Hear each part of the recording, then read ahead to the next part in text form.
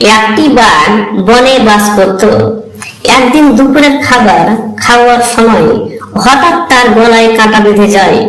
সে কাঁটাটি বের করার অনেক চেষ্টা করে, কিন্তু বের করতে পারে না। তখন সে বলতে থাকে, আমার গলায় কাঁটা বেঁধে গেল, এখন আমি কি করব?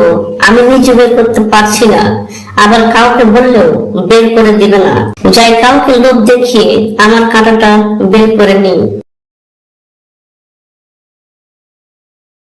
প্রথমে সে একটি জিরাফের কাছে যায় এবং বলে, ও ভাই জিরাফ, আমার গলায় একটা কাঁটা বেঁধে গেছে, আমার খুব ব্যথা লাগছে, তুমি আমার কাঁটাটা গলা থেকে বের করে দাও, আমি তোমাকে একটা ভালো পুরস্কার দেব।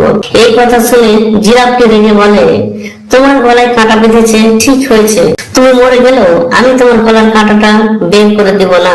এই কথা শুনে বাঘটি দুঃখিত হয়ে সেখান থেকে চলে যায়।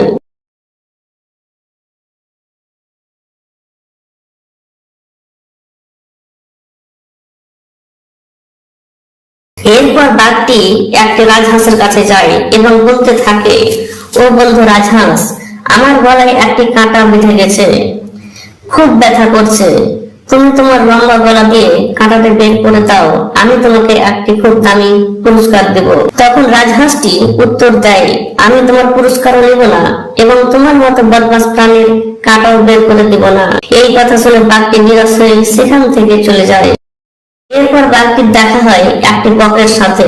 বাঘটি বককে বলে, বন্ধু তুমি খুব দয়ালু, তোমার মতো ভালো ও সুন্দর প্রাণী একটিও নাই, আমার গলায় একটা কাঁটা বেঁধে গেছে, খুব ব্যথা লাগছে, তুমি একটু আমার কাঁটাটা বের করে দাও, আমি তোমাকে একটা খুব দামি পুরস্কার দিব। বাঘের মুখে পুরস্কারের কথা শুনে বকের মনে লোভ জন্মে যায় এবং সে একটা দামি পুরস্কারের আশায় বাঘকে বলে, ঠিক আছে বাঘ মশাই, তুমি হা করো, আমি তোমার কাঁটাটা বের করে দিচ্ছি। তারপর বাঘটি হা করলো এবং বকটি কাঁটাটি বের করে দিল। বাঘটি বলল, যাক, আরাম পাওয়া গেল, এবং বকটি বাঘের কাছে পুরস্কার দাবি করলো। তখন বাঘটি বলল, তুমি আমার মুখের ভিতর তোমার মুখ ঢুকিয়েছো, তবু আমি তোমাকে খাইনি, এটা কি তোমার পুরস্কার নয়? এই কথা শুনে বকটি রাগে দুঃখে সেখান থেকে চলে যায়।